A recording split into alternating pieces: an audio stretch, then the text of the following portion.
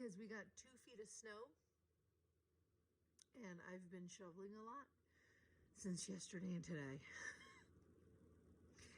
My muscles are sore and I don't like having painful joints. It smells so good. Let me just tell you real quick what the ingredients are. Oh, wow. It's a methyl salicylate. It's a topical analgesic. Menthol. Oh, and that's it. That's literally it. Oh my God, it smells so good. So yeah, it's a provides penetrating and cooling pain relief.